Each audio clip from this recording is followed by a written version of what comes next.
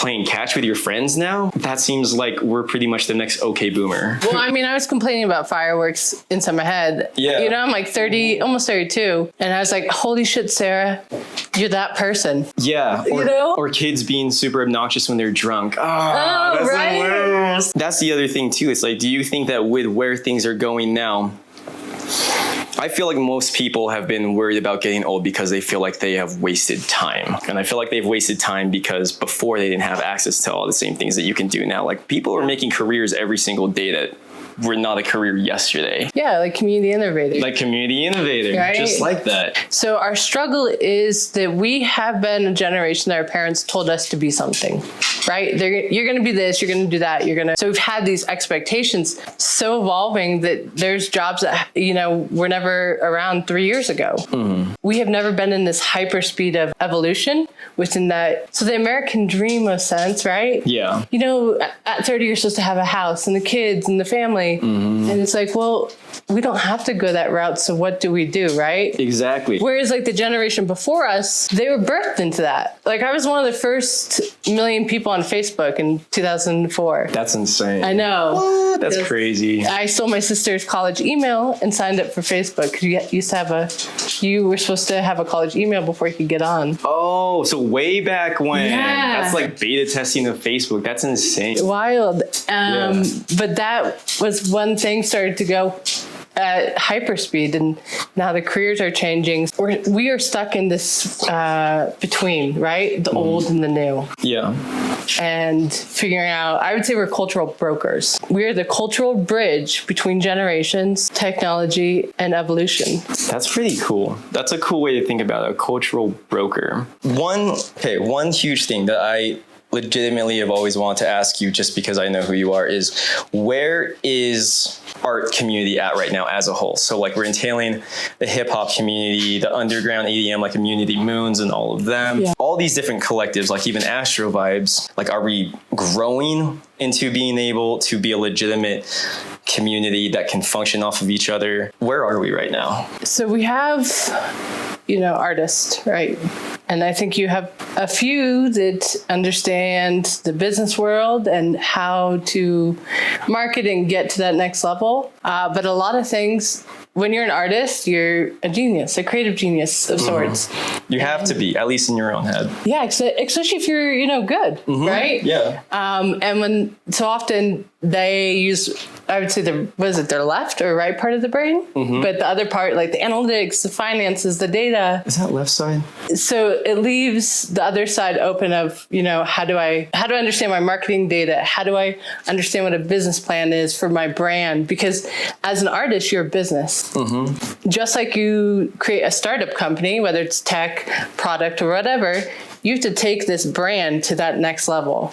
I mean, if you don't want to and you just want to go sell at the corner and be like, buy my art, that's cool. But if we as Utahns want to catalyze what's happening and catapult ourselves to international success, we have to have that foundation of business. And we can't do it alone, right? As artists, we're not just one person, we're a team.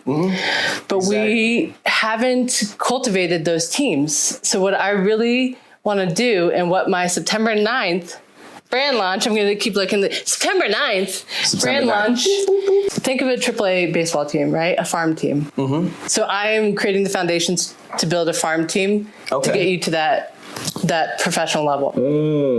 Now, is this, because obviously I went to your website and it's pretty blank right now.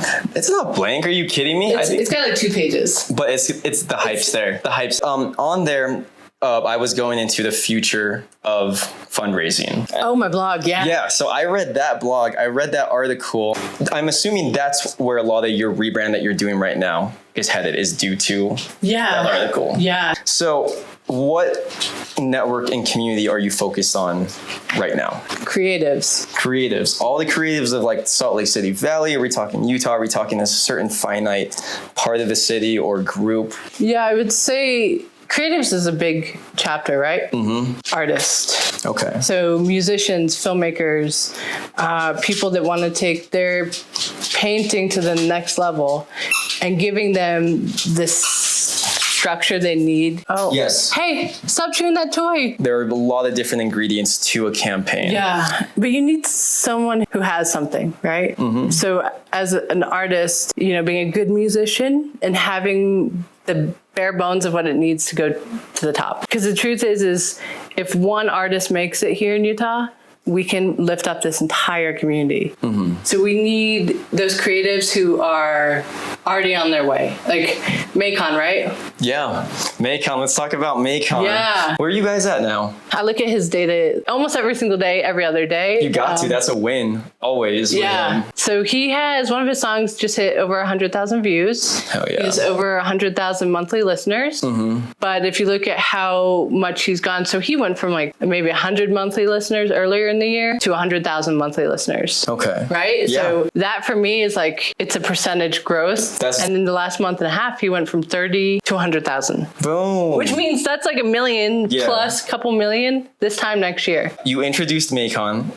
Where were you going with that? Okay, yeah. So Macon, right? Yeah. I hosted a hip hop and politics show about 4 years ago, which is where I met Shadow, Shanghai, all of them. Okay. And so I loved that crew and I've been following them. And anytime they did a shoot or a video or a song with another artist, I would add them, right? Just because I loved the community. The culture of it all, yeah. Yeah, it's just real. It's real. And they're talking about real shit. That's why I love hip hop in general. Every part of it. It's a journal. I almost find every single good rap song to be a journal, whether it's make believe in your head that you had to express and get out, or you are telling the real story. It's storytelling. Yeah. And Macon I heard in 2017 and I was like, holy shit, put one song on, It's a Must. And I played it over and over and over again. And then 2 months later, he deleted it off SoundCloud. And I was like, what the fuck? Where is my song? So I went on to his Facebook. I said, hey, can you get that song back? And he's like, yeah, I'll get it. And then 2 months later, it was not back. Uh-oh. So I said, yo, where's that song? He's like, I'll get it. I was harassing him since 2017 up until January 2020. I said, let's just get on a phone call. Yeah. I was like, that song, like all the songs that you've done, they should be on SoundCloud or Spotify. Yeah. But especially with all the work that he puts on every single one. He wanted to delete all his old songs, but I was like, keep them up. Yeah. I love them. I think that's cool. Sorry, really off tangent. As an artist, you like deleting your old stuff is deleting like a part of your soul, I feel like, and a part of your story, because one day, it's going to suck to you, probably prospectively, but it still means something. There's still a part of that story that maybe a lot of people like. Some people might like the old shit more than the new stuff. Have you noticed that? Like with certain albums for your favorite artists, whether it's hip hop or whether it's anything else, people have a certain part that they relate to in this artist's life, and it may not be your newest shit. And then even if you put a song out, right? The people who listen to it, it's part of their story. Yes. So when you take, so It's a Must is part of my story. You know, I'm like, it's a must. I have so many memories with it. So don't delete your old music. Please. Like, it is like the milestone that you need to pass. And I feel like if you delete that, you might even like lose a little bit of what you may have learned from that point in time. Exactly. Art is a journey and it's a journal, in my opinion. Exactly. It's like when you go to someone's Instagram and you see it all deleted but one song. I'm like, so what's your story? Yeah, you put a lot of work in that you must have wasted. Damn, that's a shame. I just called him because I know one of his friends. I was like, what's he doing for business and management and all that? He's like, I don't know if he has anyone. I was like, well, shit, let me hit him up. So we connect on the phone and so I'm really about community. So a lot of people use community as a buzzword, right? Yeah, of course. Like, I don't believe in community. And I'm like, bullshit. Everything's hashtag community now. Exactly. But it's always people who want to portray this persona, the facade of caring, but they don't care. Their ego. They're like me. But Macon, when I called him on the phone, he was like, when I make it, I want to lift up this group and this group and this group. I want to invest in this. I want to do this type of business deal and this type of business deal to make sure that this, So he wanted to use his influence and his power of the future to impact the future generations. Okay. And to me, that's like the most important thing. Because if you're not doing something for the greater good of society, then I don't give a fuck about how talented you are. Yeah, no, that's true. And I think that that's how it has to for anyone who's a community leader. If you're really going to be effective, if you're really going to hit the community, you have to step aside. You have to. And you have to open yourself up, right? True. You definitely do. Not only did I like his music, I heard it and I was like, this music can reach that next level. Even if the words sometimes I'm like, it's not really, I'm just going to ignore that word inside of it. But he does himself authentically, and that's what I admire and love the most about him. But he cares about those around him, and that is even more important than any music. So I went down to Provo, met with his producer DK, Mixer. I mean, I was like, oh shit, you're going to be Grammy nominated by the time you're 30, DK. And he had these huge goals and he had the skills to get to those goals. I was like, I love this. Whatever this is, I want to be a part of it. So I just started working with them and the other artists and personal branding and understanding their truths. Because as a creative, you're like, what is my voice? What is my purpose in this life of being a creative? And what's going to sell? You always think about that. What's going to sell? Yeah. It doesn't fucking matter. Are you happy? Right? It's so fucking difficult to always think that when you're in the grind, when you're in the hustle. Don't you agree? It's just like there are points where you have to feel the bitterness or the frustration, or it's how much can you validate that this is real in your life if you don't feel it that much. But at the same time, it's like you don't want to bust off of that. Yeah. Well, we have these expectations. I have to do this. I have to be this. I have to be on Instagram promoting my new photo, my new video, my new song. I always have to be performing, right? Yeah. So we don't take that time to go back into our soul and say, well, let's pause for a second on the outside world. What inside of you is most important? I've worked in, multi-billion-dollar companies. Yeah. I've seen how people put their professional world up here and their personal life right here. And if those two aren't connected, your life is not going to have purpose. Yeah, money can't solve all the problems. But more than that, it's like you have to have the right story. Yeah. And that's another thing that you do in a lot of your blogs and your articles. I saw another one. It's like, what's your power? And it was just references to all the different things that you can go through, like the patterns, the human design, like all those different things. Are those all things that you've tried personally that have helped you through, or are these just part of like the new rebrand that you've been discovering that you're now wanting to release to the people? I just put that out into the world because, we have this idea of who we are. It's like going to therapy. It's like, am I crazy or am I just like depressed or something right now? Yeah. And they're like, oh, you're just depressed. And you're like, okay, well, all this trash I can throw out the window because I am not that person. But I am this person. Let me evolve and fix and, change this. Yeah. So I'm big into astrology, and if you want to knock it, you can, but it was life-changing for me. And so when I started going through that and I started looking at personality tests and all this stuff, I started identifying how I worked best based off my own energy and validating how I move through the world. I'm a just do it type of person. Okay. Which is part of what I'm born into. And so embracing that was like confidence. Okay. So, embracing who you really are. Yeah. One thing that I've always wondered is your self-identity. When do you know that you're evolving or need to let go of your previous self that you're trying to chase after? And do you kind of know what I mean? It's just because everyone's growing, everyone's evolving. If you're serious about trying to find yourself, you are automatically learning constantly about 100%. Yourself. I feel like so many people get caught up in this idea of what they want to be, that it's like they grow into something even better, but then they're like, trying to meet it back here because they've been stuck on this idea for too long. How do you first off avoid that? And when do you know that you're honest enough with yourself that you're not just making it up, that you're not going crazy? You've had to do this with every single campaign or every single thing that you've been doing with your projects. Yeah. The biggest thing for me was going inside and figuring out why was I unhappy? Because I suffered with deep depression for so long, and finally woke up to the realization that yes, I had been through shit, just some hard upbringing and whatnot, which is a whole nother story. But the realization is, in my late 20s or 27, I was still playing the victim role. So I was blaming other people for not making me happy, for what they did to my life, for the reason I'm here today, right? Yeah. And when I realized that, I stopped blaming everyone and I took full responsibility. And I just started owning every single situation. How you respond, not just externally, but internally, is how you can start to change your mindset and your actions and all that stuff. So I turned 32 in September. So this is... Happy birthday. Thank you. I didn't even know this. That's right around the corner. Yeah. It's coming up. And I would say it's been years of evolving personally. Okay, yeah. But nowadays, if something makes me angry, if I'm ever jealous, I'm not really a jealous type, or if I'm feeling resentment or anything, instead of saying I'm jealous or I'm angry because they did this, right? I go into myself and I say, Sarah, what is your insecurity around that? Or why are you angry at this thing? And usually it's because it's coming from a place of insecurity. So healing that insecurity so I can be more confident and balanced.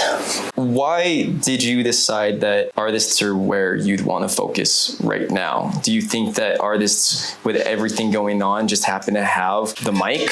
They might have the spotlight. They may just be the person with the influence, like that culture, or is it for any other reason? I feel like there's an underdog. Since I was a kid, I've always had a soft spot for the underdog. Okay. I guess you could say people have always looked at my exterior and judged me based on that. Like I could have dressed better. I could have, been more professional looking, but never wanted to change my identity to fit into a crowd. So if I go into a world of financiers, they look at me and like, why is she here? If I go to the world of like tech leaders, they look at me and they're like, why is she here?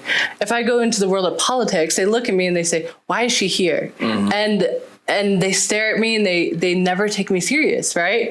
But I've created so many different systems and algorithms and data that most of the time I have more experience than the majority of the people. I mean, I'm just being honest. Yeah, no, for sure. Say what it is. I understand these industries and systems better than 99% of the people. And I was like, well, if you guys are never going to take me seriously, then why do I keep putting energy into you? But when I'm with creatives, they don't care how I look. We're all just like, what the fuck is up? Yeah. Yeah. They're like, what are you thinking? What are you doing? And that's powerful. What do you foresee? Like, let's do a forecast of Sarah. You know what we've never figured out in the world is you struggle to make money, right? Yeah, always. So I love finance still. So I am innovating the way that artists make money. So I'm creating a whole new system for that. Because when you have money, you have the tools, you have the power, you have the influence. You can play the game.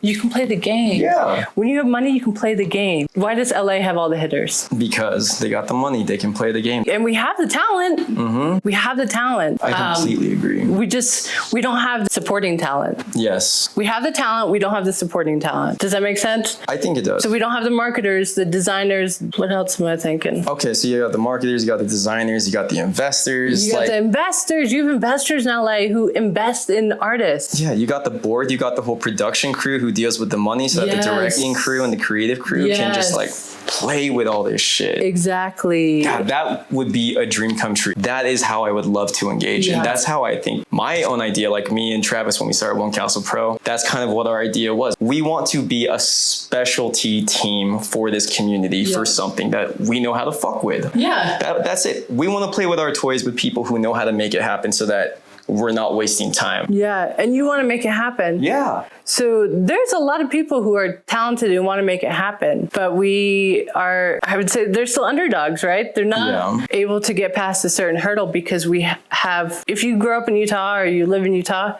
if you're good at what you do, you leave. Yes. We don't have the system in place to keep them and help them grow to that next level. I see.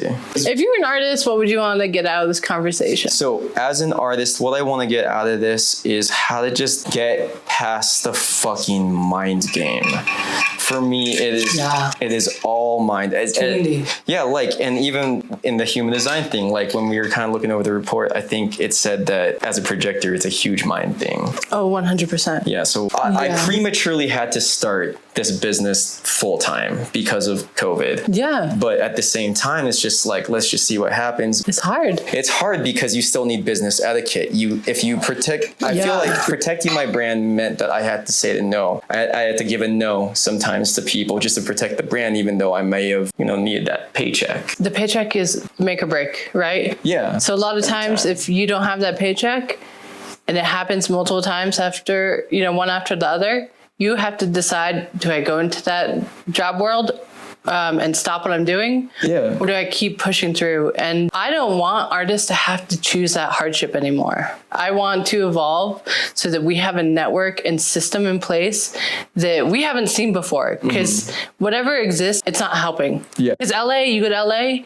even if you're talented, you're still struggling. Oh, yeah. Like 100%. I want to make it so that if you are talented, you can have some foundation. Yeah, so that there's a support there, that there's a little bit of a buffer that can take care of you when you take the L's every once in a while. If you are ambitious and skilled, you should have the ability to be in a fellowship of sorts. So you basically get into a program and they help mentor, guide you, and evolve you, but they also give you sometimes living expenses and a whole community that you can navigate through and a network and all of that stuff. It's like, come join this fellowship. See, that sounds so cool, but for even like where I'm at as an artist here in Salt Lake City, Utah, that seems so far, or it seems so out of our grasp. Like, it's 100% out of it. It is, okay. Because we have created, so I grew up, in poverty. I grew up as a single mom, but I grew up on the East Coast where people still have education. So you could be dirt poor and you still have like some form of college degree. Right. And so I grew up knowing that college was an avenue that I had to pursue, just like every other kid in New England. So I went to college. I had that privilege of going into the world. I can go to any large donor and have a conversation about investing, fundraising, philanthropy, all that stuff. I can talk that lingo. And because I can talk that lingo, I've been introduced to whole systems that are created. So in higher education, they have fellowships systems. Harvard, Yale, MIT, all these programs. That's a privilege, right? Yeah, at these Ivy League schools and stuff like that. Yeah, and I mean, they have them at lower schools too, but you have to have funding because people have to invest and believe in it for it to happen. It's like a more interactive grant that works with exactly. you. Okay. And normally there's a big name attached to it, like the Eccles, right? Yeah. What if you didn't go to college? What if you don't want to go to college, right? Yeah, that's a huge question for everyone. What if you don't? So what do we do? Oh, that light went off. That's all good. So taking these models that exist and then what the need is in the ground and behind the scenes, and re-innovating how we do these processes so that it fits artists like yourself. Okay. How far are we into making sure that is in our grasp as a community? 2021. 2021. Yeah. So it's happening. It's all happening. I'm going to make it happen for sure. For sure.